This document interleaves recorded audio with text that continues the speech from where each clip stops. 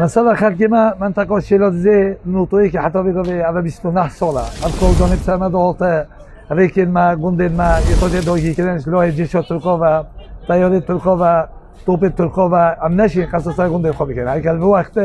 وقتی که زنانه وقتی گویجانه وقتی گویش کنه یعنی دهاتی خلقی به منطقه یعنی صدای پنجی صدای شید سر گندابی بسیار کوام گندن ماهولاتی عجبه وان توپ ترکا و تیاری ترکا یعنی با کودانی نکنه ما وقتی میسر و گندا کداری فکر گلی بوندو حتی سایتای زیاده هم نشیم بچین یعنی هم خلقی به منطقه همه اتکرتی یعنی دو کی کار ساده کو یعنی یا ملوباتی یعنی کار ساده کو نخواهد هم سرمه دادی خوری اگر خلقی ماشی و با چون نسا گندت خواه یعنی خلقی من معاشو نبی باره آبینه پاییزه وقتی کیوای که وقتی کنگیرو که وقتی دینکیگی وقتی ریشه کاری یعنی همه چیز تا که من معاشو نبی ابل کج به کار ساده آوازی شد تو کو یعنی تیاری تو کو وان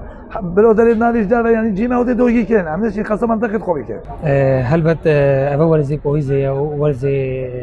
گشت سندنا یعنی یا گندو برهمت چیویه زراعیه کو ام بیجین اش همش کازانه بگیره اش گیزه بگیره اش گنگ برون دیگیش که بگیره کاز که بگیره افشت همی گنده هنو لمخابن حالاتین ما گندیت ما نشون کنه گندیت خوش برداگیر کردی افشت داگیر کردی فقط که بیتیون داگیر کردی ترکیه بیتیون جی والحاصل میدانه که میدانه که جنگیه بیدوه همی ببارن گندیت خوش برهمت خوش رزت خوش بیستانت خوش سماقش کازانه گیزه اگر امروز که خلقی مشو با سردان گندیت خوب که تو چیت گندیت خوب یه مرتاح با آزادی و چبو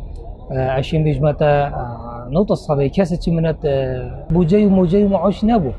ده همي جوان خو ده هات خو حصايك وباج جوان خو ده جوند خو وخو برهمينا عشان بيجم حصل بوري مليون كي 2 مليون متنا جيستينا جبلي كازانه جبلي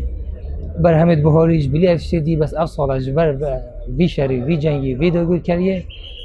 منتش تجينا انه ربع جنيه جاشه من الصومه